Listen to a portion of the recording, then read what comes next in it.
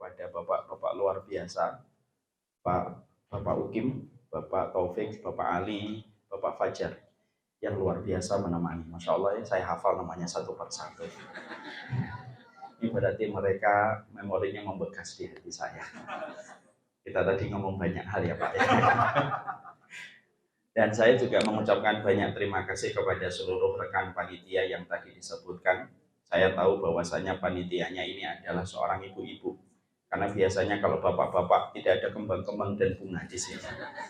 Saya kalau panggungnya kayak gini ingat kalau mau menikah ini biasanya. Ini rajin banget disiramin kelihatannya. Dan saya juga mengucapkan ribuan rasa terima kasih kepada panitia yang telah berjibaku luar biasa menyelenggarakan kajian ini. Dan tentunya kita senang sekali bahwasanya ketika kita menyekolahkan anak kita, kita di sini melihat dan merasakan. Kita bukan hanya menyekolahkan anak, tetapi mendapatkan keluarga. Di tengah kesibukan kita menyekolahkan anak kita. Menyekolahkan anak itu kewajiban, tapi mendapatkan keluarga di tengah menyekolahkan anak kita itu adalah karunia. Semoga yang kumpul di sini, kalaupun kita memiliki pilihan politik yang berbeda, maka kita tetap rukun. Karena bagaimanapun yang menyolati kita bukan paslon nomor 1, bukan paslon nomor 2 kalau kita meninggal dunia. Yang menyolati kita, yang mendoakan kita dan mengenal kita itu ya adalah teman-teman kita.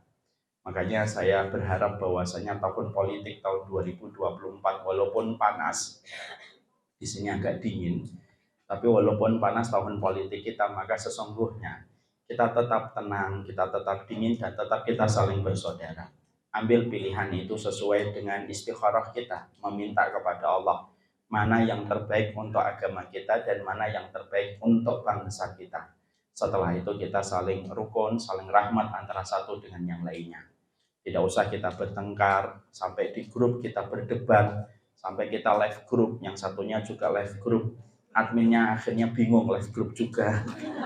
Maka itu tidak perlu terjadi. Sekali lagi ibu-ibu, sekali lagi saya sampaikan, siapapun yang kamu pilih, maka sesungguhnya kalau ibu-ibu meninggal, mungkin pasangan yang kita pilih tidak akan kenal dengan kita. Pak, itu ada ibu-ibu live school meninggal, siapa dia? Tapi yang mengenal kita itu ya adalah teman-teman kita. Semoga hati kita tetap dingin dan semoga kita tetap bijak untuk saling menebar rahmat dan kasih sayang di antara orang yang beriman. Dan itu yang kita inginkan. Kita juga ingat betul, semoga kita juga tidak dipisahkan dengan narasi permusuhan dan pertikaian terus. Hari ini agama itu setidaknya ada dua kelompok besar yang menurut saya terus membenarkan narasi permusuhan. Ada sebagian saudara kita yang gampang sekali mengatakan kalimat bid'ah, sesat kepada siapapun, terutama ketika pada ijtihad yang berbeda. Kadang-kadang begitu mudah untuk mengatakan sesat. Ada sebagian saudara kita yang begitu gampang menyebut kalimat wahabi kepada saudaranya yang tidak sependapat. Kita semoga tidak ikut-ikutan dengan narasi pertikaian dan permusuhan yang semacam itu. Kalaupun kita mendapati di dalam kehidupan agama kita ada yang berbeda, selama masih memiliki landasan dalil, tentunya kita tetap melihat mereka itu adalah saudara kita, dan sunnah itu mengajarkan kita untuk menghormati perbedaan. Jangan lagi ada narasi-narasi pertikaian dan permusuhan di acara dan kajian-kajian kita, karena sesungguhnya kalau agama tidak bisa menyatukan kita, terus apalagi yang bisa menyatukan kita kalau bukan agama kita dan sunnah yang sama-sama kita cintai. Saya dulu hidup pada waktu ketika pertikaian dan permusuhan itu masih begitu sangat terasa. Maaf ya, dulu kalau di kampung saya berasal dari Kudus, itu ada NU, ada Muhammadiyah. Saking begitu terasa di grassroots, di lapisan masyarakat, sampai akhirnya orang itu menilai seorang ustadz itu ya dari gaya dia menutup kajian. Kalau ustadznya menutup kajian dengan mengatakan wallahu a'lam bishawab, nah itu Muhammadiyah. Kalau ada seorang ustadz menutup kajian dengan wallahul muwafiq ila aqwamit thoriq, nah itu berarti NU. Ada ustadz yang ketika menutup digabung dua-duanya.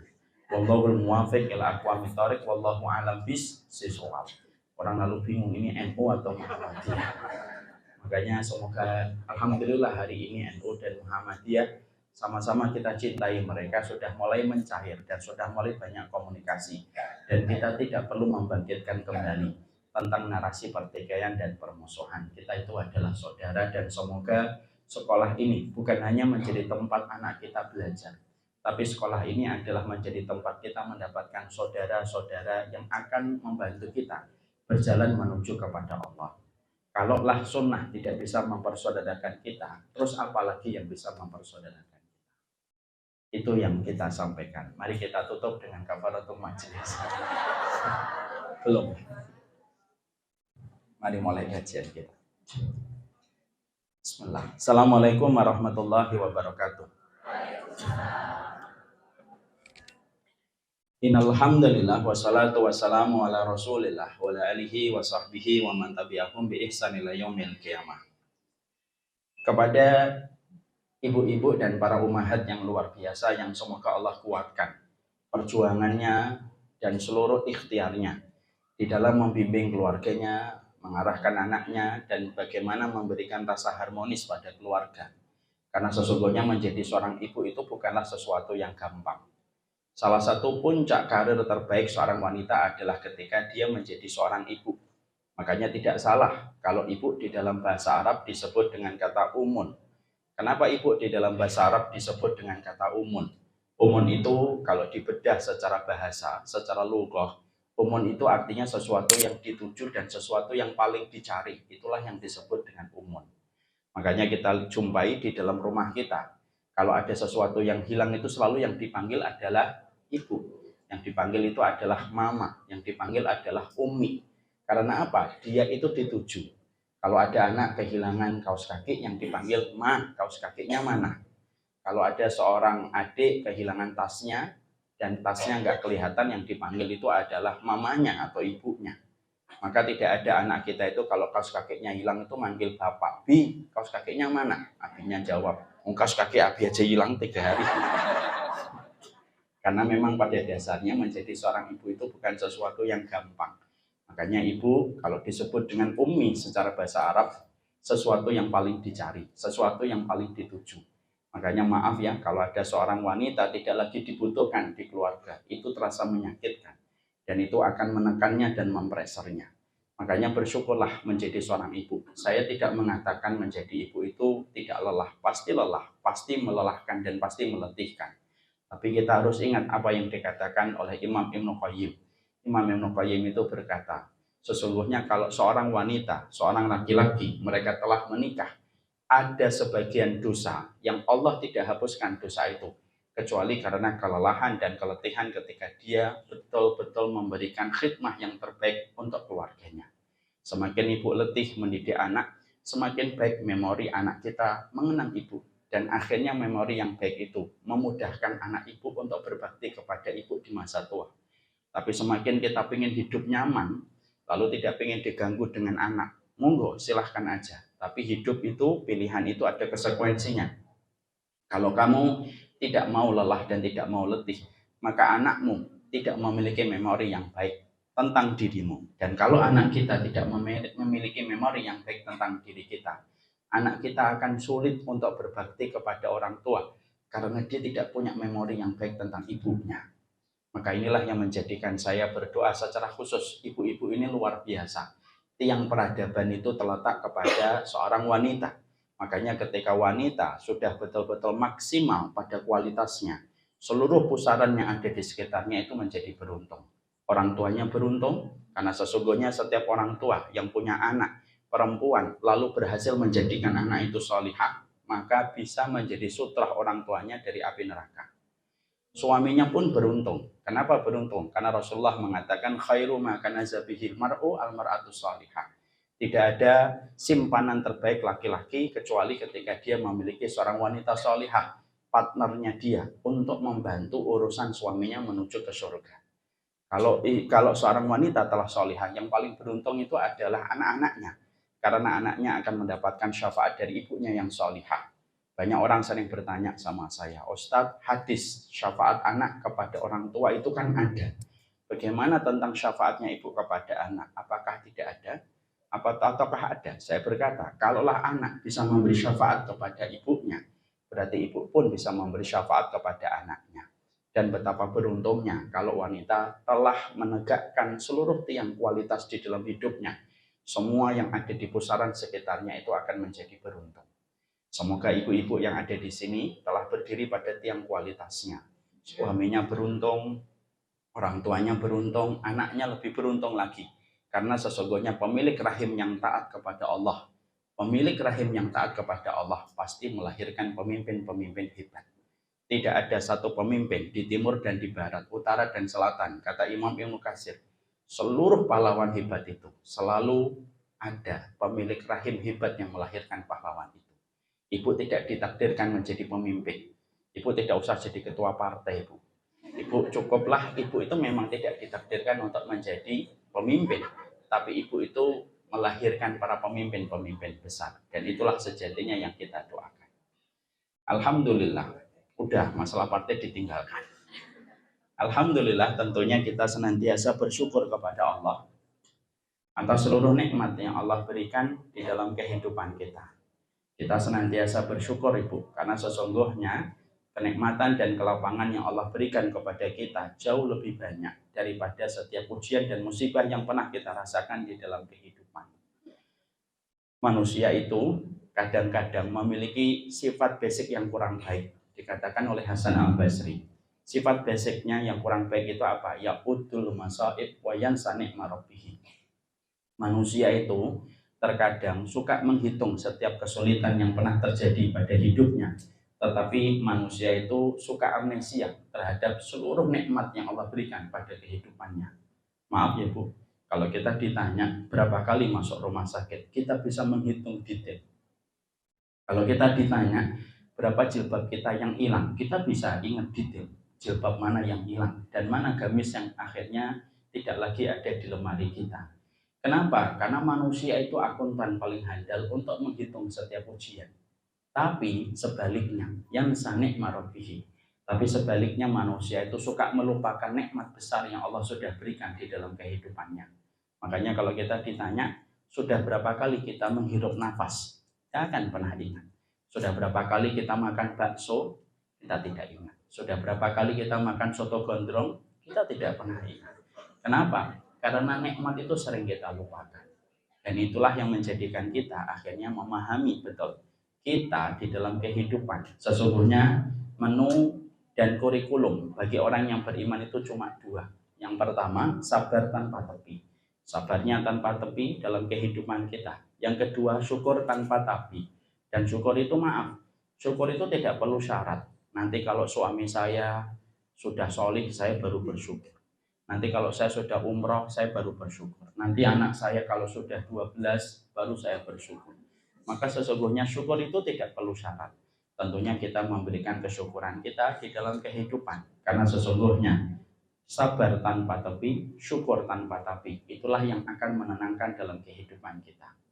Tidaklah orang merasakan kesempitan, tidaklah orang merasakan tidak ada kecukupan pada hidupnya. Pasti disebabkan karena dia tidak memiliki kesabaran tanpa tapi ataupun tidak memiliki kesyukuran tanpa tapi. Semoga Allah memberikan kepada kita kesyukuran di dalam setiap perjalanan kehidupan kita. Amin insyaallah. Sekarang kita akan menyampaikan sebuah materi. Materi ini termasuk materi yang kita butuhkan pada kehidupan kita. Terutama materi ini disampaikan di sebuah lembaga pendidikan dari anak yang kita titipkan di pendidikan ini, di lab school yang ada di Cibubur. Oleh karenanya tema yang kita pilih adalah sebuah tema yang harusnya bisa menjadi kurikulum di dalam kehidupan kita. Dan seharusnya tema ini bisa membebaskan kita dari seluruh blind spot yang ada pada kehidupan kita. Ilmu itu pada dasarnya Ibu simple.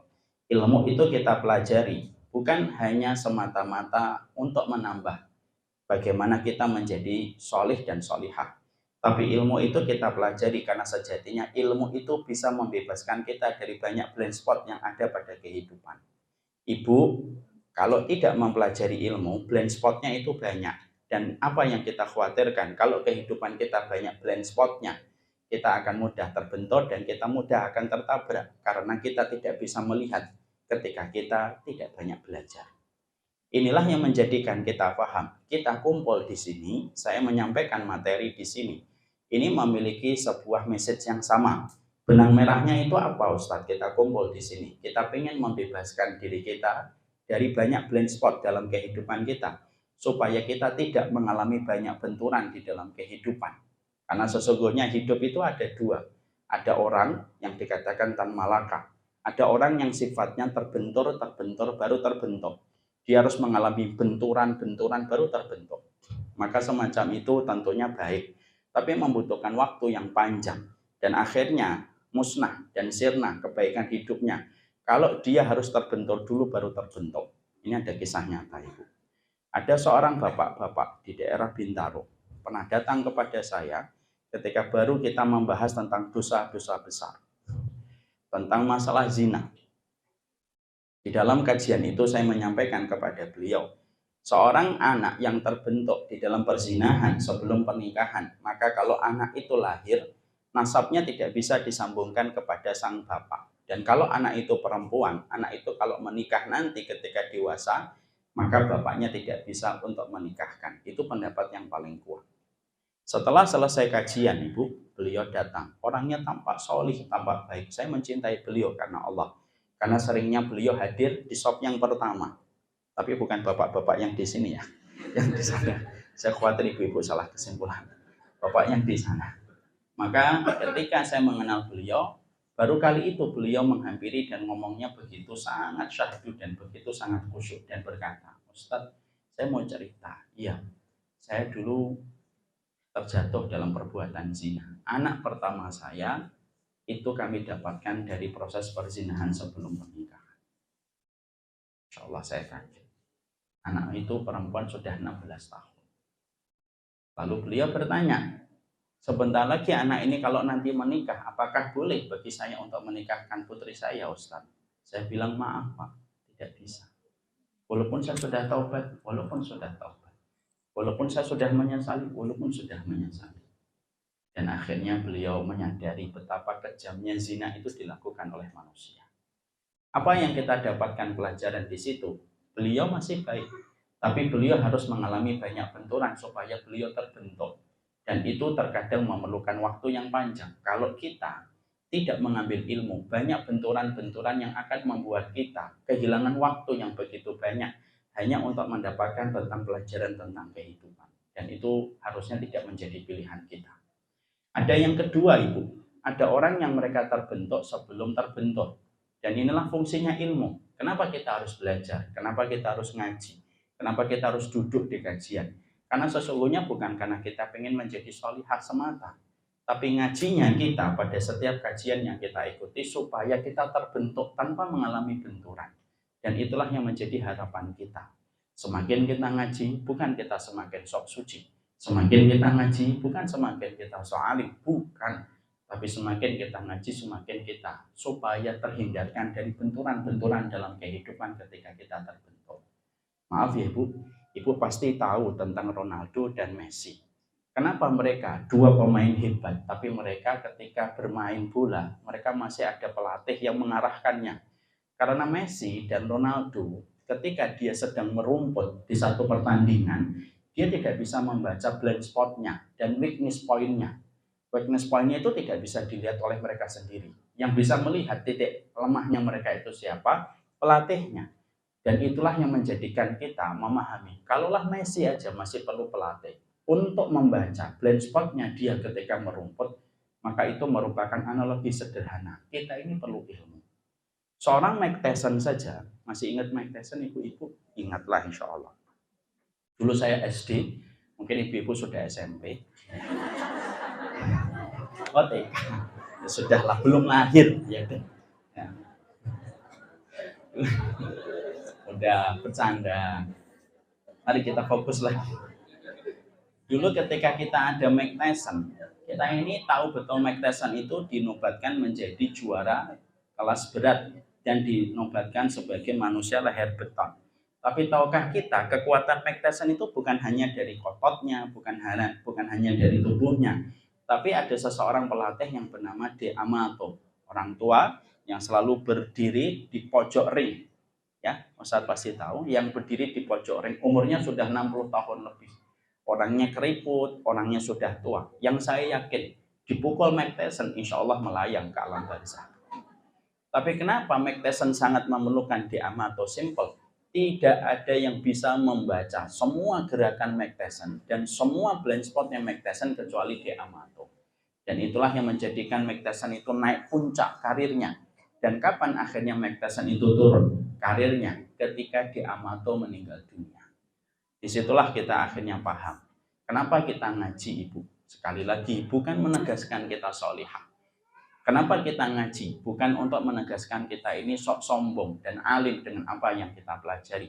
Tapi sesungguhnya kita ngaji dengan tema yang akan kita bahas. Karena simpel, kita ingin membebaskan blind spotnya kita supaya kita tidak mengalami banyak benturan di dalam perjalanan kehidupan kita. Dan itu yang kita hajatkan. Jadi tidak ada yang sombong setelah kita ngaji. Tidak ada yang ujub setelah kita ngaji. Dan tidak ada yang merasa tinggi setelah kita ngaji. Karena apa? Ngaji adalah sebuah proses kebutuhan kita. Makanya maaf ya Bu, nanti kalau pulang, kalau bertemu suaminya jangan sombong. Kamu tahu nggak? Manusia itu ada dua. Nggak usah gitu. Tapi kita betul-betul membebaskan kehidupan kita. Kita akan memulai kajian kita. Ini foto tahun berapa nih?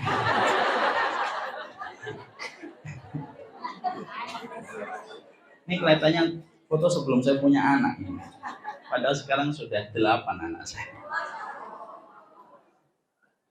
Ketawanya biasa aja, nggak usah nyindir. Kita tentunya paham betul. Kita tentunya paham betul dan kita memahami betul bahwasanya anak yang kita miliki merupakan sebuah harapan besar dalam kehidupan kita. Karena sesungguhnya keturunan yang kita miliki merupakan sebuah asa yang kita miliki terwujud pada diri anak kita. Anak kita, Ibu, bukan hanya sekedar keturunan. Anak kita bukan hanya sekedar mewarisi genetika yang kita miliki selaku ibunya atau dari bapaknya. Tapi memang berbicara tentang anak itu berbicara tentang sesuatu yang besar, sesuatu yang membangkitkan harapan, sesuatu yang menghidupkan kita, dan sesuatu yang melapangkan kita di usia tua. Itu salah satunya adalah anak. Makanya tidak salah kalau ada laki-laki sholih yang dinobatkan menjadi nabi dan rasul yang bernama Zakaria. Tidak pernah bosan, tidak pernah putus untuk berdoa kepada Allah. Sampai beliau dalam kondisi sudah renta sekalipun, beliau berdoa meminta anak. Karena beliau tahu anak itu adalah harapan, anak itu adalah asa, dan anak itu merupakan sebuah kekuatan dan sekaligus pula bisa menjadi tongkat kita menuju kepada kelapangan hidup dan menuju kepada kehidupan akhirat kalau kita memiliki anak dan kita berhasil membentuk anak kita sesuai yang diinginkan oleh Allah.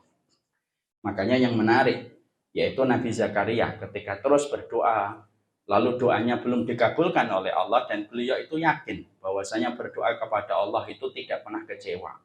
Maka pernah beliau mengambil sebuah redaksi doa. Redaksi doanya itu ketika melihat Maryam.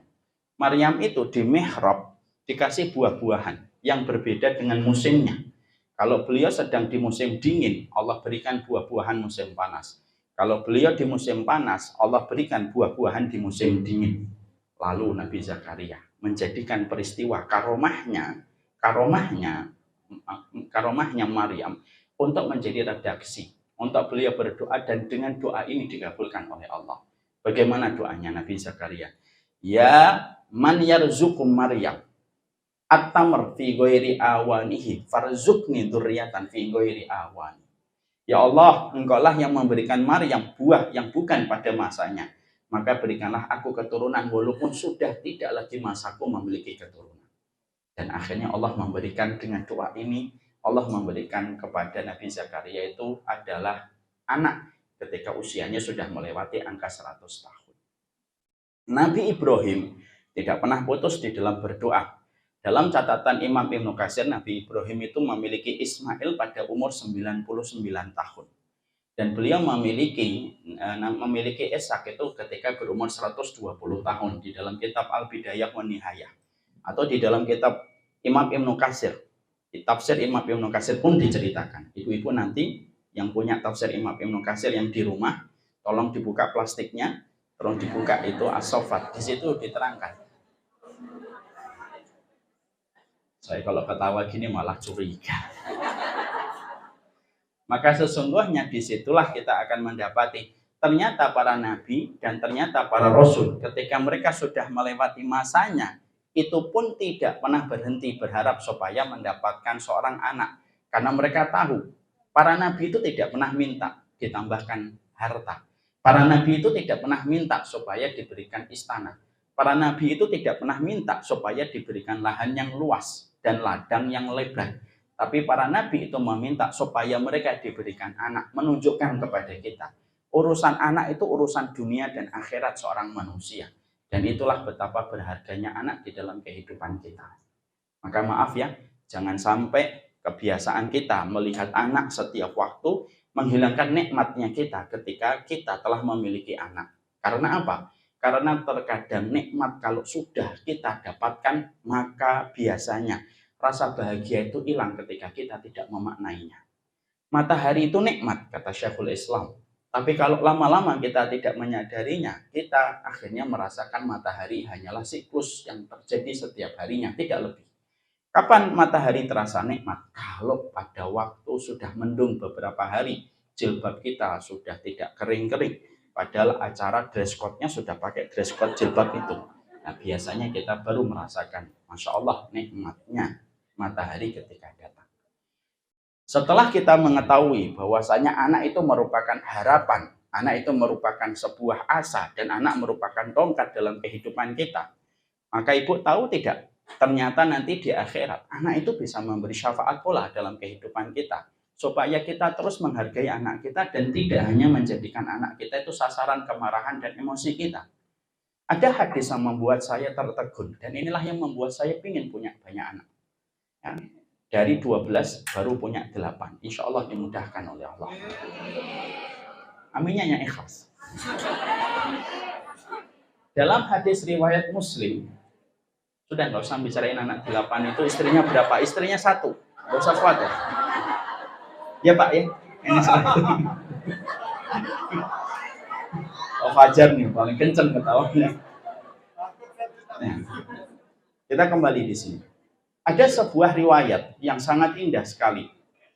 Ketika Rasulullah Shallallahu Alaihi Wasallam dalam riwayat Muslim, berarti riwayat Muslim hadisnya sahih.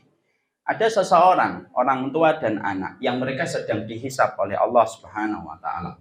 Karena anaknya solih, anaknya taat, Allah ringankan dengan hisab yang ringan. Fasawfa yuhasabu hisaba yasira, berlaku untuknya. Dia tidak banyak ditanya. Ibu harus paham ya, kaedahnya di dalam kaedah Ahlussunnah wal Jamaah. Kalau ada manusia dihisab oleh Allah, tidak diinterogasi oleh Allah dengan pertanyaan, hanya dilihat lembarannya, berarti dia orang solih. Tidak ada pertanyaan, tidak ada penyidikan. Sebagaimana kalau kita sedang melewati imigrasi, nggak ditanya macam-macam, berarti kita tidak punya red notice yang menjadikan kita ditahan dengan penyidikan. Maka sesungguhnya anak itu dihisab dengan hisab yang ringan. Dia berjalan melewati sirat. Orang tuanya tertinggal di belakang. Karena ternyata orang tuanya memiliki catatan-catatan hitam dan kelam terhadap dosa dan maksiat yang dia kerjakan. Maka ketika anak sudah di depan pintu surga, maka Allah berfirman kepadanya, Udkhulul jannah, masuklah kalian ke surga. Mereka sudah di depan pintu surga. Masuklah kalian ke surga. Tapi anak itu tahu bahwasanya orang tuanya belum masuk surga dan orang tuanya masih tercacar di belakang. Lalu ketika Allah berfirman dengan semacam itu, anak-anak itu bisa berkata, Lan nadkhulal jannah hatta ya'tiya abauna wa ummahatuna. Ya Allah, kami tidak mau masuk surga dulu ya Allah sebelum kami berjumpa dengan Bapak dan Ibu. Sampai surga pun yang memori yang mereka ingat itu adalah ibu dan bapaknya. Allah mengulang kembali perintahnya, Udkhulul jannah. Masalah ke surga, urusanmu sudah selesai dengan urusan hisab dan hakmu untuk mendapatkan surga sesuai dengan kesabaran yang kalian lakukan. Kembali anak itu menjawab, Lan nadkhulal jannah hatta ya'tiya abauna wa ummahatuna. Kami tidak mau masuk surga ya Allah sebelum kami berjumpa dengan bapak dan ibu kami. Masya Allah ya Bu. Sudah di depan surga, memori dia tentang bapak dan ibunya tidak terhapus. Yang diingat itu. Lalu akhirnya yang ketiga kalinya Allah berfirman, Mali arahu. Ada apa orang tuamu? Orang tuamu itu sedang menghadapi hisab yang berat dengan dosa yang mereka lakukan. Tapi anak-anak itu tetap bertahan di depan pintu surga. Pintu surga itu ada 8. Ada pintu sholat, ada pintu puasa, ada pintu sedekah, ada pintu jihad, ada pintu aiman, ada pintu ridho, ada pintu taubat, ada pintu memaafkan. Satu pintu dengan pintu sejarah 40 tahun perjalanan menurut waktu akhirat. Gedenya luar biasa. Dan pada saat itu ramai, Ibu. Karena setiap orang yang memasuki surga itu berombongan, zumaro. Maka anak itu tetap bertahan di depan pintu surga dan mengatakan, kami menunggu Bapak dan Ibu kami. Lalu Allah berfirman, aku berikan izin kepadamu untuk memberi syafaat. Ini namanya syafaat amah. Syafaat itu dua, khosah dan amah. Khosah miliknya Nabi, amah itu miliknya selain Rasulullah. Allah mengatakan, aku berikan izin kepadamu untuk memberi syafaat. Siapa yang kamu berikan syafaat? Langsung anak-anak itu berkata, orang tua kami ya Allah yang ada terjajar di belakang. Allah memberikan syafaat kepada orang tuanya. Lalu diringankan hisabnya karena syafaat dari anak-anak mereka. Melewati mereka sirat. Lalu menemui anak mereka di depan pintu surga. Perhatikan kalimat yang keempat yang Allah sampaikan. Udkhulul jannah antum wa ababukum. Sekarang ini loh orang tuamu. Bareng-bareng masuk ke surganya. Bergandengan tangan anak-anak itu bersama orang tuanya menuju pada surga. Itu anak. Makanya salah kalau ada mengatakan anak investasi dunia. Salah. Kalau kamu menamakan anakmu investasi dunia, mangga kamu hanya dapat dunia. Tapi mungkin ketika mati kamu tidak akan apa-apa yang kamu dapatkan. Kenapa? Semua tergantung niat yang kita miliki. Makanya setelah kita memahami betul bahwasanya anak itu merupakan asa, anak itu merupakan harapan, maka yang kita inginkan adalah supaya anak itu betul-betul berkualitas. Anak itu betul-betul berkualitas di dalam kehidupan kita. Kita tidak hanya ingin anak itu sekedar hidup. Ibu mau nggak anaknya sekedar hidup? Nggak mau. Kita ingin anak kita itu berkualitas. Anak itu memiliki sebuah kualitas visi dalam urusan akhiratnya dan dunianya. Yang tentunya itulah yang menjadikan kita selektif memilih pendidikan untuk anak kita. Saya yakin ibu ketika menyolokkan di sini anaknya itu karena selektif memilih mana kurikulum yang terbaik untuk anak kita. Karena kita memiliki sebuah benang merah yang sama. Kita ingin memberikan yang terbaik untuk anak kita. Dan kita tidak ingin apa adanya dan ala kadarnya untuk anak kita. Kenapa? Karena anak itu berharga. Untuk dunia dan akhirat kita. Anak itu nilainya tak terharga. Karena yang paling setia mendoakan kita kalau kita meninggal dunia itu siapa? Kalau bukan anak kita. Dan itu yang menjadikan kita memiliki benang merah yang sama. Kita ingin memberikan yang terbaik untuk anak kita. Kalau kita sepakat bahwasanya kita menjadi orang tua, kita ingin memberikan yang terbaik untuk anak kita di dalam kehidupan yang mereka jalani. Maka disinilah kita harus paham. Di dalam keinginan kita dan harapan kita, supaya kita bisa mendapatkan anak yang terbaik. Terkadang kita ini memiliki pemahaman yang kurang utuh. Kita terkadang itu mengharapkan anak kita dengan beban yang berat, supaya anak ini bisa memberikan kualitas dalam kehidupan. Tapi ternyata beban yang kita kenakan untuk anak kita tidak diiringi dengan sebuah proses kesadaran kita. Kalau anak hanya dikasih beban semata, maaf ya Bu, anak yang hidup dengan beban yang berat, tanpa dia mendapatkan haknya, nanti ujung-ujungnya anak itu akan punya banyak masalah dalam hidup. Ketika kita banyak memberikan beban, tapi kita tidak menjadi support sistemnya dia ketika kita harapkan anak itu terbaik. Saya kemarin habis ketemu sahabat saya, Ustaz Jedul. Beliau cerita, ada seorang anak umur 16 tahun kena kanker. Ketika ditelusuri, pola makannya ya masih baik lah. Tidak seburuk yang dibayangkan. Pola makannya tetap baik. Tapi ternyata ada faktor X yang tidak kelihatan oleh mata. Anak itu sering sekali merasa beban dalam hidupnya itu berat. Dan sering cerita sama sahabatnya. Sahabat ini baru cerita ketika temannya ini meninggal dunia. Dia berkata, saya banyak melihat sesuatu yang tidak baik di rumah. Dan saya terlalu banyak mendapatkan beban harapan dari orang tua saya. Dan saya seakan-akan dijadikan kayak kelinci percobaan. Dan akhirnya apa yang terjadi? Beliau bebannya berat.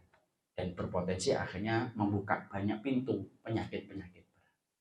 Maka inilah yang menjadikan kita harus semakin sadar, Bu. Bahwasanya ketika kita bicara tentang harapan, kita bicara tentang asa, kita bicara tentang keinginan yang kita inginkan supaya anak kita terbaik karena kita tidak ingin anak kita itu apa adanya dan ala kadarnya. Maka tentunya ada sebuah proses utuh yang harus kita lihat di dalam membangun support system supaya anak itu bisa melahirkan yang terbaik. Karena apa? Untuk menjadi yang terbaik itu butuh support system. Saya bisa terbaik dalam dakwah misalnya, dalam keinginan saya.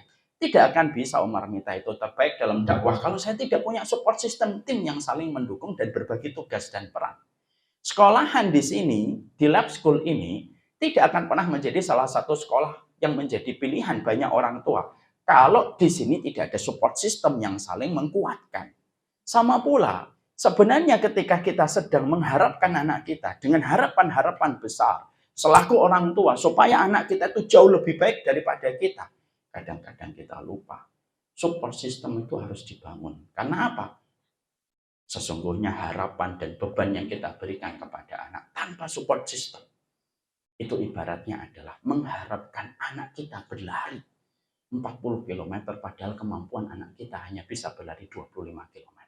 Sisanya dia akan kehabisan nafas dan akhirnya bisa terkapar. Dan itu yang paling kita khawatirkan kalau anak sudah menjadi korban. Sekarang ketika kita paham, harus dibangun support system. Maka membangun support system itu bukan hanya nyekolahkan. Betul, sekolah itu salah satu komponen penting di dalam membangun support system. Tapi ternyata kita lupa kepada sebuah petunjuk yang datang dari Allah. Apa sih perkara yang juga harus kita bangun? Supaya betul-betul anak itu bisa menjadi yang terbaik. Lalu kita melihat Allah itu ngasih kita itu cahayanya apa? Flashnya itu apa? Karena apa? Ilmu itu cahaya. Kebodohan kita itu blind spotnya kita. Sekarang kita tanya, kalau memang bahwasanya anak itu, bahwasanya dia sangat membutuhkan support system dalam kehidupan, kita tanya dong sama Allah, support system yang apa yang saya harus bangun? Supaya saya tahu dan saya tidak hanya menebak.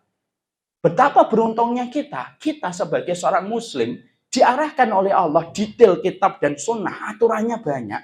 Itu supaya kita tidak perlu dalam kehidupan itu menebak-nebak dan menerka-nerka. Kenapa? Karena Allah itu bukan hanya Rahman, tapi Allah itu Rahim. Salah satu konsekuensi sifat Rahimnya itu Allah itu apa? Tidak membiarkan kita menebak-nebak.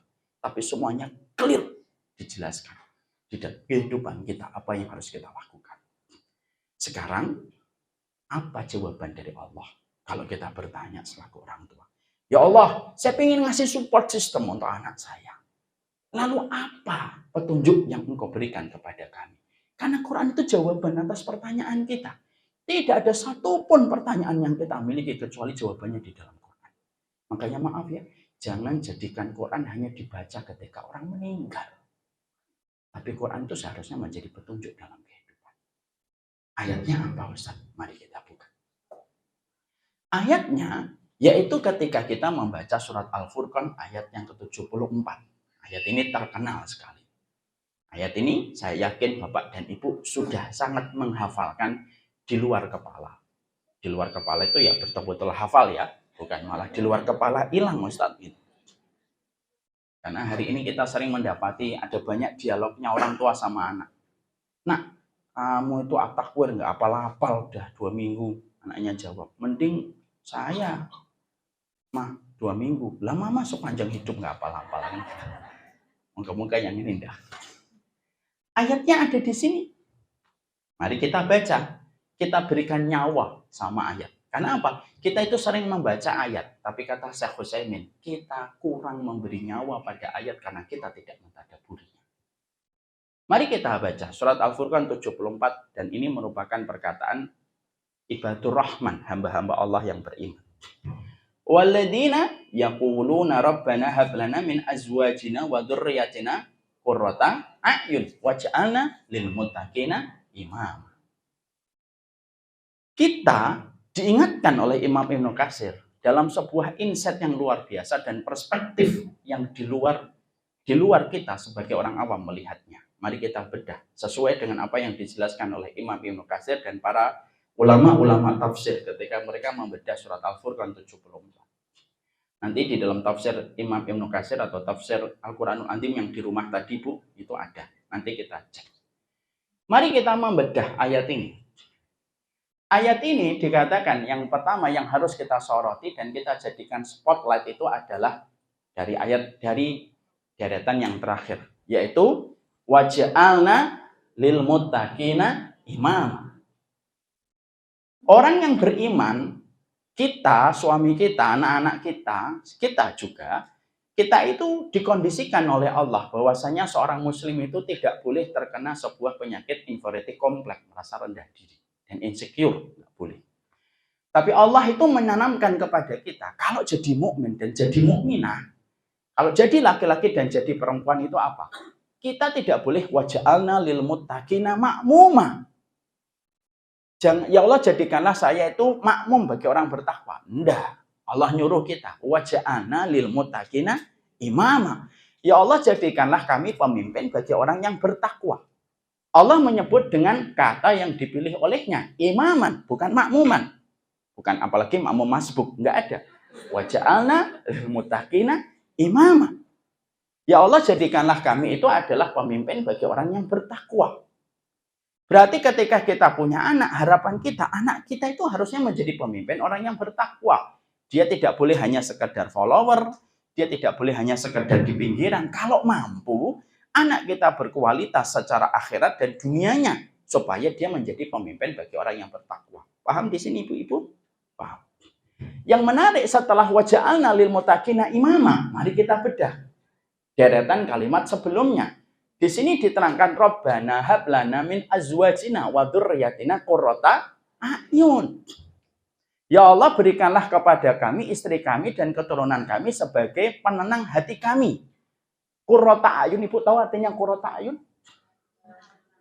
Penenang hati, itu versi terjemah Depak. Kalau ibu buka di dalam tafsir Al-Jami' li Ahkamil Quran, kata qurrata a'yun itu ibu, kata qurrata a'yun itu artinya tidak akan bisa kita pahami sampai kita melihat anatomi onta ketika diciptakan oleh Allah. Makanya kita disuruh melihat onta, bagaimana onta diciptakan. Maka kita mendapati onta, ibu tahu onta? Onta itu beda dengan kuda, beda dengan keledai. Apa bedanya Ustaz? Onta itu, kata para ahli tafsir dan orang yang paham tentang onta itu mengatakan, onta itu punya keistimewaan. Keistimewaan onta itu apa? Onta itu kalau ada badai, padang pasir, menerbangkan kerikil, onta itu masih bisa jalan. Kuda berhenti kalau terjadi badai. Keledai berhenti kalau terjadi badai. Domba berhenti kalau terjadi badai. Karena mata mereka tidak kuat untuk menghadapi kerikil dan pasir yang berterbangan ketika badai itu terjadi. Itu tidak berlaku untuk onta. Onta itu tetap jalan. Onta itu tetap jalan. Kalau dalam kondisi badai itu datang, kok bisa Ustaz? Karena onta itu memiliki sebuah bulu mata yang halus. Selain alisnya, ada bulu mata di bawah matanya. Yang bulu mata ini turun secara otomatis kalau terjadi badai. Saking lembutnya bulu onta itu, maka tidak ada pasir dan tidak ada kerikil yang bisa masuk ke onta ketika terjadi badai. Itu namanya qurratu a'yun. Paham di sini, Bu? Masya Allah ya, Allah itu kalau setiap kata dan setiap kalimatnya itu dalam hikmahnya. Cuma kita yang bodoh tidak mempelajarinya. Kembali di sini, maka kita ketika tadi waja'alna lil muttaqina imama, seakan-akan tidak melihat korelasi antara waja'alna lil muttaqina imama dengan Rabbana hab lana min azwajina wa dzurriyyatina qurrata a'yun. Saya dulu tidak menangkap korelasinya. Wajar. Saat itu masih SMP. Tapi setelah kita belajar tafsir, kita akan mendapati bahwasanya Allah itu kalau meletakkan setiap kata dan setiap kalimat itu punya relevansi dan korelasi. Itu namanya munasabah, ilmu munasabah dalam bahasa Al-Quran. Maka munasabahnya apa? Korelasinya apa? Kenapa waja'alna lil muttaqina imama diletakkan paling belakang, lalu kalimat yang sebelumnya adalah Rabbana hablana min azwajina wa dzurriyyatina qurrata a'yun. Di situ ada korelasinya. Ini yang paling penting. Korelasinya adalah, ini bagian dari support system yang tadi kita tanyakan. Jangan mengharapkan anakmu, jangan mengharapkan keluargamu, jangan mengharapkan suamimu itu bisa menjadi pemimpin orang yang bertakwa sampai kamu selaku pasangan suami istri min azwajina itu kalian itu saling bisa menjadi support system untuk saling menenangkan dalam kehidupan berumah tangga. Kalau kalian sudah saling menenangkan sebagai suami istri, anakmu akan menenangkan untuk kalian berdua, dan anakmu kalau sudah mendapati kalian berdua itu qurrata a'yun, dia akan menjadi waja'alna lil muttaqina. Makanya maaf Bu, kita lihat kan pahlawan besar dalam Islam itu selalu dari keluarga-keluarga yang mereka itu tenang dan harmonis. Makanya akhirnya hari ini para psikolog sering berkata, keluarga broken home biasanya menimbulkan efek. Efeknya apa? Anak-anaknya lebih bermasalah. Kenapa? Karena memang kalau orang tua itu tidak saling menjadi qurrata a'yun, anaknya itu sulit untuk menjadi qurrata a'yun. Makanya maaf, disebutkan kata azwajina itu lebih dulu daripada kata dzurriyyatina. Azwajina itu artinya apa? Pasangan. Kenapa Allah menyebutkan kata pasangan dulu sebelum Allah menyebutkan anak? Simple. Ibu jangan ngarepin anaknya menenangkan hatinya ibu dan hatinya suami. Selama kita selaku suami istri sering membuat halilintar di depannya, maka kilat yang akan terbentuk pada diri anak. Makanya maaf ya Bu, apa sesuatu yang paling kita ingat dari orang tua kita, dari memori yang tidak baik? Kalau mereka bertengkar. Maaf ya, orang tua saya itu rukun sekali Bu. Tapi pernah bertengkar dulu ketika saya waktu 2 SD. Ibu lagi mencuci, kemudian ibu lagi keluar, bapak baru pulang istirahat siang dari kantornya. Terjadi pertengkaran, saya tidak mengerti pertengkarannya tentang apa. Tapi walaupun saya sudah mendapatkan bagaimana rukunnya mereka sampai sisa kehidupan mereka sampai mereka meninggal tahun 2017 dan bapak saya meninggal 2020. Memori tentang pertengkaran bapak dan ibu saya yang sudah lebih dari 30 tahun lebih itu memorinya tidak pernah hilang walaupun cuma sekali-sekalinya itu saya melihat. Kenapa? Ya memang betul. Makanya Allah itu tepat ketika Allah itu menggambarkan kepada kita sebuah obat dari petunjuk ketidaktahuan kita. Kadang-kadang banyak orang tua yang begitu gampang. Ada seorang laki-laki yang begitu emosi, gampang bertengkar, menyalahkan istrinya di depan anaknya. Dan begitu gampang seorang wanita, seorang ibu merendahkan suaminya di depan anaknya. Ketika mereka berdua gagal menjadi qurrata a'yun, mereka gagal menjadi support system. Siapa yang menjadi korban? Dzurriyyatina. Kalau anak kita sudah menjadi dzurriyyatina, jangan mengharapkan waja'alna lil muttaqina imama.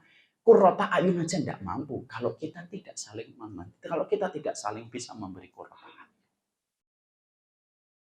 Maka inilah yang menjadi pekerjaan besar kita. Jadi saya ingin menyampaikan, kalau kita ingin anak kita berkualitas, bukan hanya kita pasrah bongkoan sama sekolahan. Pak, ini anak saya mau anak saya berkualitas. Tapi kita tidak memperhatikan aspek di dalam rumah. Karena apa? Pendidikan anak itu ada 3. Sekolah, rumah, dan lingkungan. Makanya semuanya masalah itu biasanya datang dari rumah. Saya kaget loh Bu. Ketika saya pernah membaca, istri saya seorang psikolog. Dulu di psikologi, bukan psikolog, dia nggak ngambil profesinya. Beliau pernah cerita sama saya. Abi tahu nggak? Rata-rata perempuan yang berzina, anak muda, itu ternyata memiliki benang merah. Benang merahnya apa? Benang merahnya adalah kalau seorang anak perempuan tidak mendapatkan kehangatan kasih sayang dari bapaknya, biasanya dia akan mudah diterkam sama laki-laki yang melampiaskan syahwatnya, sama perempuan yang mudah untuk dirayu dan mudah untuk digoda. Contoh Bu, anak kita jarang mendapatkan pelukan kasih sayang dari bapaknya, mendapatkan validasi tentang perasaannya. Bapaknya jarang komunikasi, jarang ngobrol. Bapaknya pulang sekalinya ada yang tidak beres, marah-marah terus. Anak itu love language-nya kosong.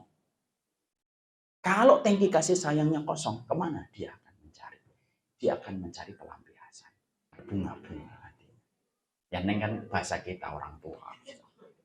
Maka sesungguhnya akhirnya apa? Lu sampai semacam itu. Bahkan kita juga mendapati ada psikopat di Amerika. Ibu nanti bisa cek di YouTube-nya masih ada. Kalau tidak salah di channel Merinding. Ada channel Merinding namanya. Ya. Nah, apa kan kita dapat ilmunya. Di channel itu ternyata ada seorang psikopat di Amerika yang pedofil. Dia sudah banyak sekali memperkosa anak-anak itu di bawah umur.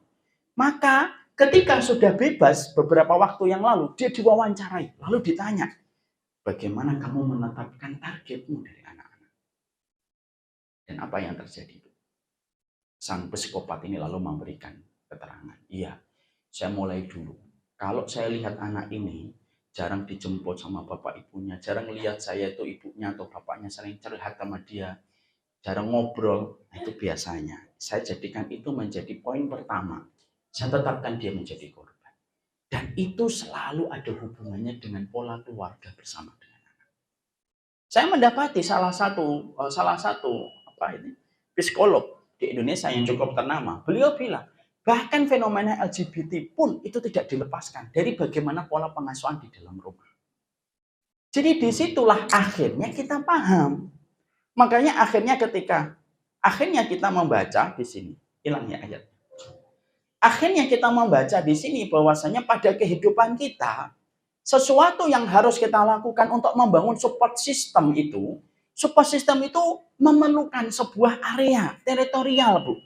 Anak kita itu perlu area dan teritorial supaya dia bisa melejitkan potensinya. Kalau kita sepakat bahwasanya anak ini harus melejitkan potensinya, dia butuh space, dia butuh atmosfer. Space dan atmosfer yang dibutuhkan oleh setiap anak itu bagaimana? Kalau dia melihat bagaimana orang tuanya ketika menjadi pasangan suami istri, mereka sudah mampu saling memberi qurrata a'yun. Kalau orang tua sudah saling mampu memberikan qurrata a'yun, saling menenangkan, saling memberikan kedamaian, maka anak kita akan qurrata a'yun.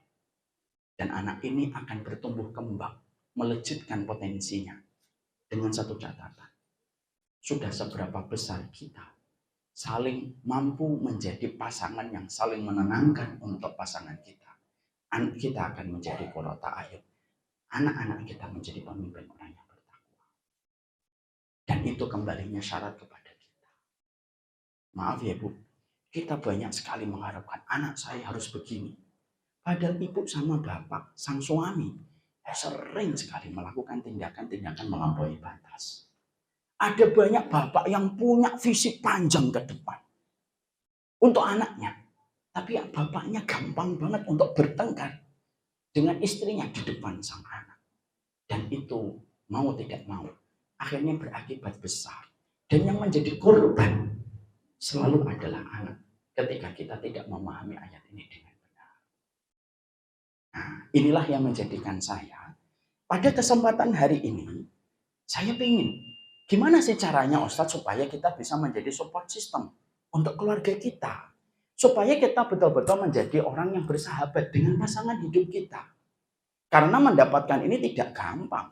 Karena memang bahwasanya ibadah yang paling panjang, melewati ratusan purnama, dengan banyaknya kilat dan halilintar yang kita jumpa itu ibadah bernama pernikahan. Tapi setidaknya kita mulai dengan sebuah kesadaran dan kita mulai dari sebuah narasi sederhana. Kita ini harus rukun, Bu, dengan pasangan kita, bukan sebagai pasangan instagramable yang harus kita perlihatkan di depan orang. Kita ini harus menjadi pasangan yang rukun. Itu bukan hanya sekedar supaya kita bisa nyindir teman kita. Kita ini menjadi pasangan yang rukun supaya kita itu merasa paling bahagia di atas muka bumi, yang lainnya sedang ngontrak. Tapi kita ini harusnya menjadi pasangan yang rukun, yaitu adalah ketika kita paham betul kebutuhan kita kepada kerukunan dan ketenangan bersama pasangan kita, itu membentuk atmosfer dan membentuk teritorial anak kita supaya bertumbuh kembang. Karena apa, Ibu? Anak kita, Bu, pulang ke rumah mendapati bapak ibunya bercanda. Itu merupakan sesuatu yang paling mahal yang dia dapatkan. Mendapati orang tuanya ngobrol di depan mobil sambil mereka ketawa-ketawa. Anak kita pun tertawa di dalam hatinya walaupun dia tidak akan mengungkapkan dan mengekspresikan. Kenapa? Allah itu tidak mungkin salah kok. ditempatkan kata azwajina sebelum kata dzurriyyatina? Karena pada dasarnya qurrata ayun antara pasangan istri itu akan menjadi qurrata ayun untuk anak-anak kita. Dan ini yang kita harus paham. Jadi kita mulai, oh saya rukun, itu bukan karena saya ingin mendapatkan eksistensi. Enggak. Saya rukun dan saya tidak selalu merasa benar. Karena walaupun Instagram selalu mengkondisikan ibu-ibu wanita selalu benar. Gitu kan. Maka sesungguhnya ketika kita akhirnya memperbaiki cara kita, bahwasanya kita bersama dengan pasangan kita harus semaksimal mungkin supaya kita bisa menjadi sahabat untuk suami dan istri kita, maka persahabatan bapak dan ibu akan melahirkan memori yang begitu indah untuk anak kita, dan memori itu akan membentuk atmosfer dan melapangkan teritorial mereka untuk mereka melejit potensinya di dalam. Makanya maaf ya, para psikolog berkata, anak yang lahir dari keluarga harmonis, strugglingnya biasanya lebih kuat daripada anak yang mereka lahir dari keluarga broken home. Kecuali mereka yang dirahmati oleh Allah. Paham sampai di sini, Ibu? Paham di sini? Paham. Sekarang setelah kita memahami, oh berarti menjadikan anak itu, menjadikan kita dan diri kita support system itu merupakan kewajiban untuk kita sebelum kita mengharapkan obsesi anak kita itu berkualitas dalam hidupnya. Karena sesungguhnya anak itu kita harapkan menjadi harapan dan asa untuk kita. Maka apa yang harus kita lakukan? Yang pertama, Bu, para ulama lalu memberikan kepada kita narasi ilmu. Mengedukasi kepada kita apa yang harus kita lakukan supaya kita bisa membangun support system bersama dengan pasangan kita dan kita bisa menjadi sahabat, Bu. Maaf ya Bu, saya sampaikan agak di luar materi. Ibu tahu nggak? Imam Ibnu Katsir berkata, pasti tidak tahu, kan saya belum menyampaikan. Imam Ibnu Katsir itu berkata kepada kita, aku tidak pernah menjumpai lam aro al-mutahabbaina. Alam aro al-mutahabbaina. Aku tidak pernah menjumpai persahabatan, seagung persahabatan suami dan istri kalau mereka sudah betul-betul menjadi qurrata ayun. Jadi the bestnya bestie kita itu yang pasangan kita. Kalau kita mampu untuk itu. Makanya maaf Ibu. Makanya inilah yang menjadikan kita akhirnya dari apa yang disampaikan oleh Imam Ibnu Katsir. Aku tidak pernah menjumpai persahabatan yang paling indah kecuali persahabatan antara suami dan istri. Maaf, ini sekaligus menjadi teguran untuk kita. Kalau ada di antara ibu-ibu yang punya sahabat lawan jenis kok bukan suami kita, hati-hati. Itu bukan karunia, tapi itu merupakan bisikan setan. Sama pula kalau suami kita punya sahabat kok bukan dari istrinya dan dia selalu berkata ketika bertengkar sama istrinya, itu sahabatku, aku tidak punya perasaan apa-apa. Hati-hati, itu bukan karunia, tetapi itu merupakan jebakan dari syaitan. Maka apa yang harus kita lakukan untuk merukunkan kehidupan kita bersama dengan pasangan kita? Ketika kita tahu bahwasanya di dalam rumah yang kita bangun, itu ternyata ada anak yang mereka menjadi kaset yang merekam semua kerukunan kita dan kedamaian kita. Apa yang harus kita lakukan supaya kita mampu untuk memberi energi dan memberikan love language dalam kehidupan kita supaya kita tetap bisa rukun. Karena kita tahu kerukunan kita berimpact sama anak-anak kita di dalam kebaikan. Dan kita harus perlu narasinya apa Ustaz? Supaya saya harus rukun. Karena apa? Kalau kita nggak punya narasi, kita selalu punya alasan untuk saling bertikai dan bermusuhan, Bu. Maaf ya, Bu. Kalau kita nggak punya ilmu, kita punya 1000 alasan untuk marah-marah di rumah. Betul atau tidak? Betul.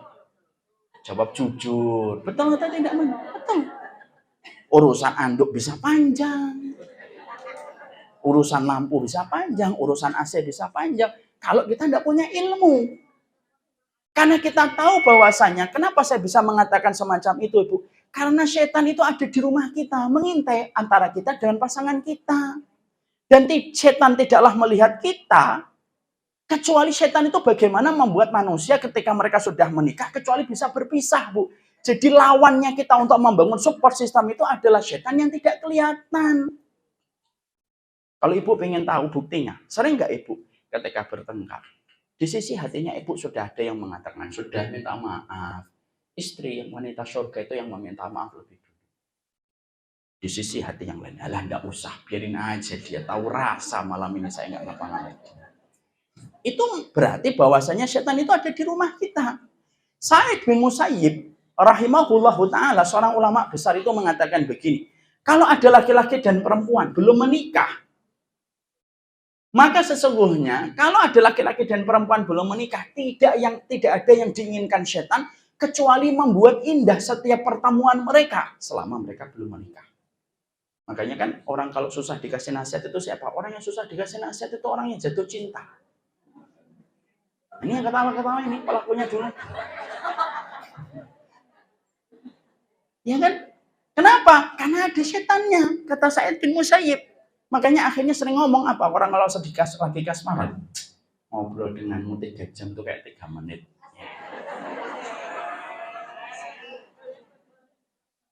Karena ada setan yang memberi bumbu. Bahkan kadang-kadang ada orang mengatakan, perempuan yang kamu pilih itu cerewet. Bagi yang jatuh cinta enggak itu enggak cerewet, indah setiap untaian kalimat yang dia ucapkan. Maka ketika sebelum menikah, maaf ibu, ini sebelum menikah. Tapi ketika seseorang itu sudah menikah lalu mengatakan qabiltu nikahaha wa tazwijaha bi mahrin madkurin halan. Aku terima nikahnya dan mas kawinnya dengan kondisi hal jelas, lalu dikatakan sah. Maka saat itu Sa'id bin Musayyib berkata, maka semenjak saat itu strategi setan itu langsung berubah. Yang asalnya mendamaikan, memisahkan. Yang asal mengindahkan, memburuk-burukkan. Makanya akhirnya banyak orang ketika menikah beda dengan ketika masih pacaran. 3 jam terasa 3 menit, kalau sudah nikah 3 menit terasa 3 jam.